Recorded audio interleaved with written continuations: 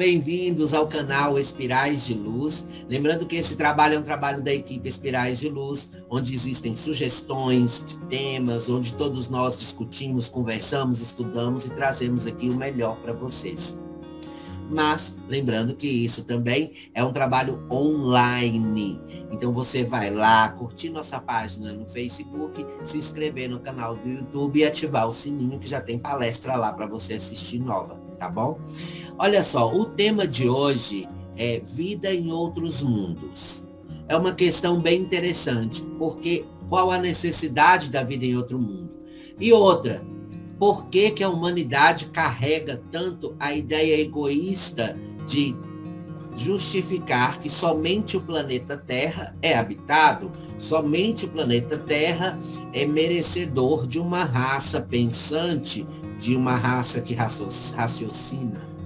Eu acho isso um pouco de egoísmo e de incompreensão. Por quê? Porque se nós, hoje em dia, já temos a capacidade do entendimento científico e biológico, que tudo evolui, tudo melhora, tudo cresce, por que nós seremos um único planeta num lugar chamado universo que tem vida pensante e vida inteligente? Isso é maldade até, né? Eu acho que é um pouco de maldade nossa. Mas olha só, a questão 178 do Livro dos Espíritos fala: podem os espíritos encarnar em um mundo relativamente inferior a outro onde já viveram? A resposta: sim, quando em missão, com o objetivo de auxiliarem o progresso, caso em que aceitam alegres as tribulações de tal existência, por lhes proporcionar meio de se adiantarem. Nós já sabemos que dentro da escala evolutiva, todos os espíritos pretendem o adiantamento espiritual, o crescimento interior, a melhora, a evolução. Está aí a resposta para o momento de regeneração em que nos encontramos. Claro, muitas pessoas questionam, será que realmente os espíritos que ainda não alcançaram essa evolução necessária para habitar o planeta numa nova era estão sendo remanejados mesmo para outro planeta? Exato. A resposta é sim. Meus queridos, não haveria a possibilidade de evolução se não acontecesse isso. Um método usado por professores, tá? Para que os alunos voltem a sua atenção para o aprendizado, é tornar essas crianças monitoras de outras. Explorando a própria utilidade, aquele aluno começa a estudar mais para dar amparo ao que não está conseguindo entender. Olha que interessante. Deus é um professor, gente. E todos aqueles que não evoluíram são alunos. Ele dá uma chance de cada um deles colaborar com o que já aprenderam em outras esferas, proporcionando o adiantamento daquele grupo de espíritos, assim como fez na Terra quando trouxe os exilados de Capela. É interessante nós observarmos que em algum momento de nossas vidas, nós passamos da posição de alunos aprendizes para professores experientes. Por quê? Porque a nossa carga de experiência durante uma vida nos dá conhecimento suficiente e propriedades suficientes para que nós possamos corrigir, aconselhar ou até mesmo calcular o que pode acontecer no futuro de uma pessoa com aquele tipo de perfil ou atitude. É muito interessante. E dentro desse universo aí de aprendizado e evolução, nós temos que convir com algo lógico. O nosso planeta não é o único habitado no universo. E não é o único que está dentro da escala de planetas que são habitados em evolução. Olha que legal isso. É interessante. É aspas. Somos uma parte da quantidade de seres existentes no universo e está caminhando para se melhorar, para evoluir. E a nossa raça é uma raça que tem a capacidade de viver um pouco na matéria e retornar para a sua essência original ou para o plano espiritual. Nada fica sem reaproveitar, na verdade.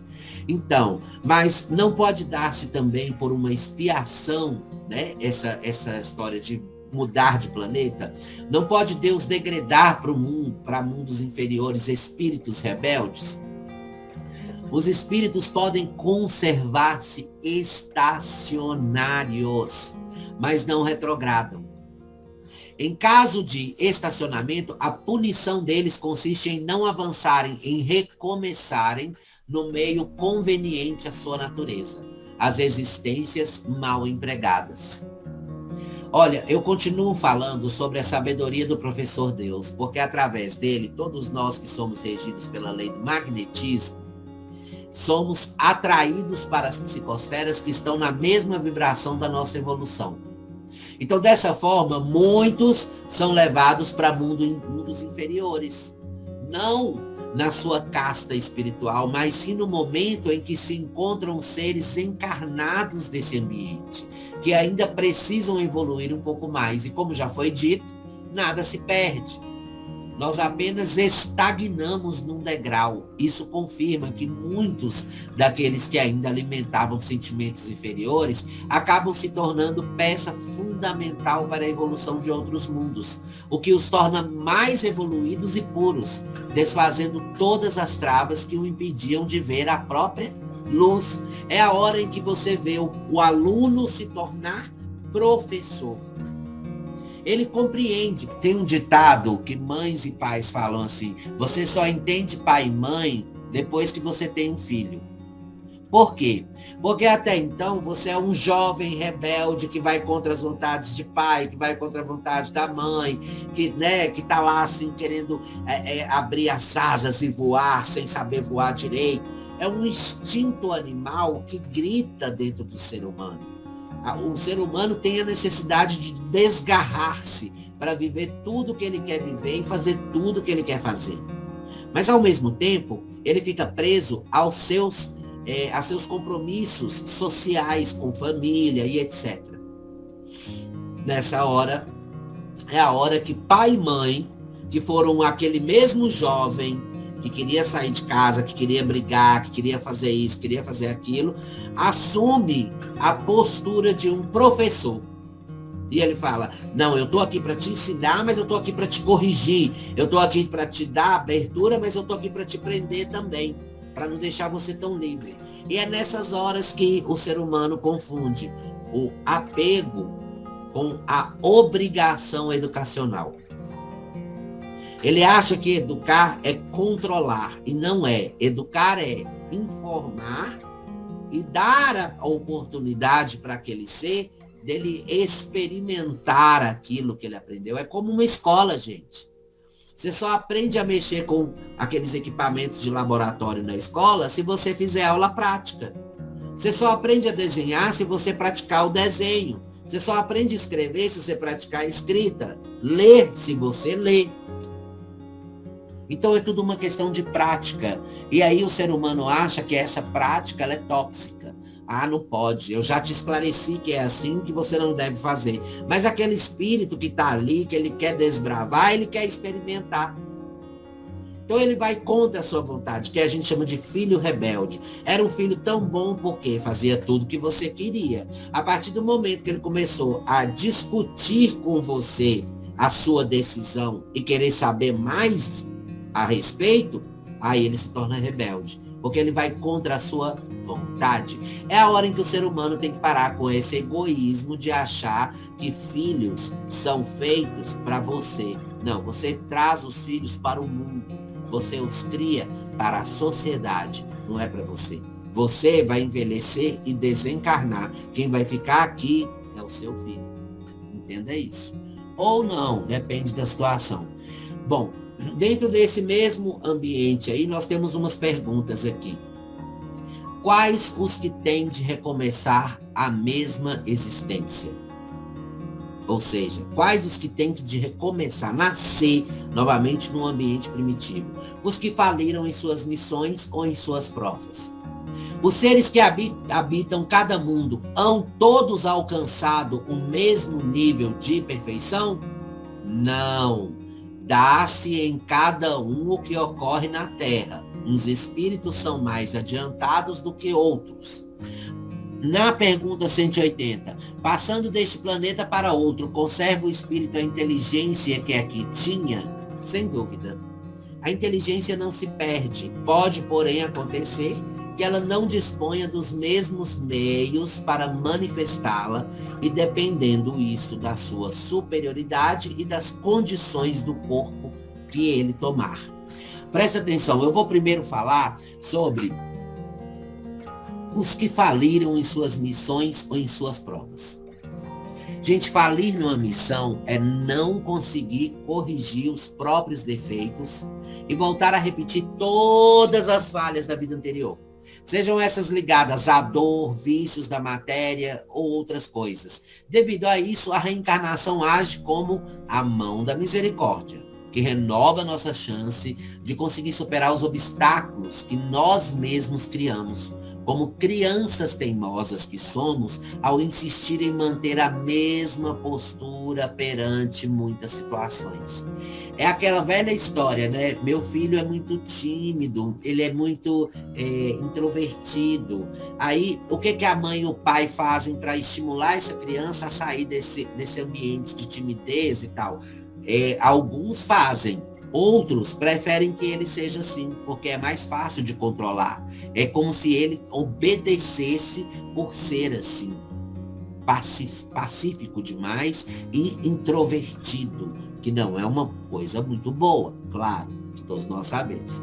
Então, a partir do momento que o ser humano parar de ser quem? A vítima, exatamente, e começar a assumir que tudo o que acontece com ele está ligado a uma escolha errada que ele fez, ou um ato impensado, meu amigo, aí sim, ele vai compreender que está priorizando assuntos de ínfima importância, perante ao grande número de questões que necessitam muito mais da sua atenção. Um dos caminhos para conseguir esse entendimento é começar a praticar o desapego. Olha que interessante. A evolução está ligada ao desapego. Quanto mais apegados nós somos, mais dificuldade nós vamos ter de conseguir evoluir. Por quê? Porque a gente sempre vai ficar voltando atrás para buscar algo que é apegado a você. Ou seja, conservar o apego, em vez de te levar para frente, te estaciona e você não sai do lugar, você não vê. É o famoso cabresto, né? Você coloca o cabresto e só enxerga aqui, ó. Você não vê o que está acontecendo aqui nem aqui. Isso não é muito bom. Olha que interessante. Nisso a gente está falando sobre a primeira parte, que é falir na missão. Em segundo, o que acontece? Nós temos a diferença de espíritos para espíritos, ou seja, a mensagem do momento é a diversidade. O diverso. E o que é o diverso? O diverso engloba tudo. O diverso engloba opinião, sexualidade, política, sociedade, engloba trabalho, engloba função, capacidade mental, enfim, N fatores e situações. A diversidade, ela está estampada em todos os lugares e dimensões. Convivemos com muitos tipos de pessoas e culturas, mentes brilhantes e outras limitadas. Nada é igual ou segue um padrão nesse universo. Isso explica claramente que cada um dos espíritos na carne ou no plano etéreo é diferente. A unidade é necessária. Sem ela, produzir situações e proporcionar momentos para a evolução seria impossível, tá? Assim como coexistimos com uma vida material e uma espiritual, nós passaremos pelo crivo da existência do bem e do mal, onde exercemos o nosso livre-arbítrio, que é a nossa ferramenta de crescimento individual e também é a nossa marca de individualidade. É a nossa diferença. O ditado antigo, estão todos na mesma mão, são dedos, são irmãos, mas não são iguais. E se você pegar a outra mão, nenhum deles é igual a essa. Essa mão não é igual a essa. Então, todas as coisas no seu próprio corpo físico já são diferentes de um lado e do outro. Interessante. e diverso. E o melhor é que nós temos que saber entender isso. Isso é necessário. Então, sempre haverão espíritos evoluídos, espíritos menos evoluídos, espíritos que querem evoluir, espíritos que querem continuar estagnados, porque para eles assim é mais confortável. Enfim, N situações. N. Depois, a gente volta para a questão que, sem dúvida, a inteligência não se perde. Ou seja, que é aquela questão assim, mas Max, se esse espírito vai reencarnar num planeta inferior, tá? Com uma carga de uma psicosfera inferior, a energia inferior, ele vai voltar na sua evolução e vai se tornar também inferior? Oi? Calma. Vamos lá. Olha que interessante. Como já aprendemos, não retrocedemos. Apenas avançamos em nosso processo evolutivo. Bom, tudo bem, isso foi ensinado claramente pra gente. Portanto, o que pode acontecer é estacionar ou estagnar em um determinado ponto. Quanto mais nos esforçamos para crescer, mais possibilidades o ciclo de vidas vai nos proporcionar. Cada um carrega sua inteligência e sua bagagem. E talvez numa ou outra encarnação, e claro, devido também ao corpo que vai servir como instrumento para isso, essa inteligência se encontra limitada para agir. Exatamente. Mas com certeza uma lição está por trás disso que explica o motivo dele estar ali passando por esse momento. Toda purificação requer uma resignação, abnegação e vontade. Sem isso não haverá o espírito tido a chance nenhuma para conseguir ver a própria verdade. Então, olha só, nós vamos passar nesse momento, por causa dessa diversidade, por causa dessa diferença, né? A gente vai passar por situações geradas essas, tanto no mundo material quanto no mundo espiritual, que proporcionam a nossa evolução. É interessante. Proporciona a nossa evolução. Isso é importante demais. Por quê? Nós aprendemos e tudo que a gente já aprendeu fica registrado no nosso computador pessoal chamado perispírito. O seu perispírito ele é formado por várias ligações nervosas que são acumulativas. É ali que se acumulam também todas as suas experiências de outras vidas, todas as suas memórias, enfim, a memória de um espírito, que seja ela milenar, secular, ele vai ter ali à disposição, mas somente no plano etéreo. Quando ele se sujeita a reencarnar com limitações físicas por causa da matéria, é justamente para que ele possa, vamos falar assim, evoluir, curar ou consertar algo em sua personalidade, que para que ele consiga fazer isso é necessário que ele passe por determinada situação. Ou seja, aquela pessoa que nasce cega, não enxerga, ela aprende a desenvolver os outros sentidos do corpo.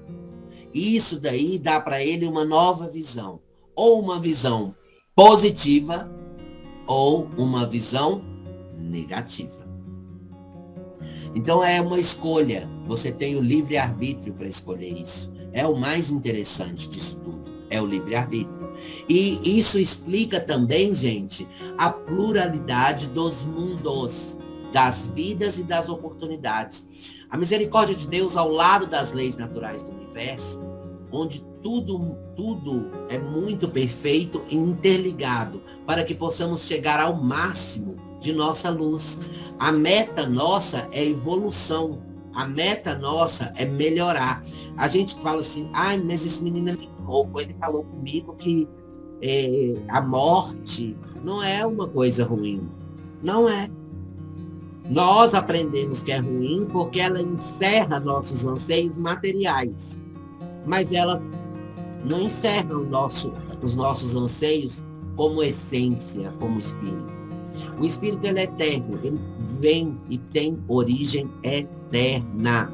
Resumindo, você vai morrer e a vida continua de alguma forma do outro lado. Você só abandona a casca, o corpo físico. E aí você descobre que você é muito mais do que só esse corpo físico. Você é uma essência que é eterna. Então, nesse momento, você entende que tudo que você já aprendeu está registrado em seu espírito. E essa bagagem, se você fez as escolhas erradas, decidiu ser uma pessoa não tão boa como deveria, você é atraído magneticamente para grupos populacionais que têm o mesmo teor energético que você. Ou seja, você vai ser relijado, vai ser levado para outro planeta e vai ter uma oportunidade de participar vamos falar assim, do princípio da formação de uma sociedade primitiva.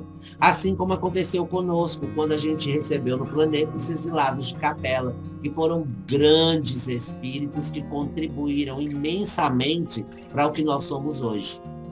Uma sociedade organizada. Agora a gente está indo para uma sociedade organizada e espiritualizada.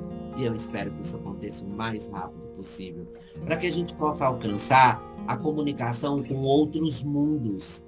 Porque é muito egoísmo pensar que só nós habitamos o planeta Terra em todo o universo e as outras vidas não existam. Isso é muito egoísmo.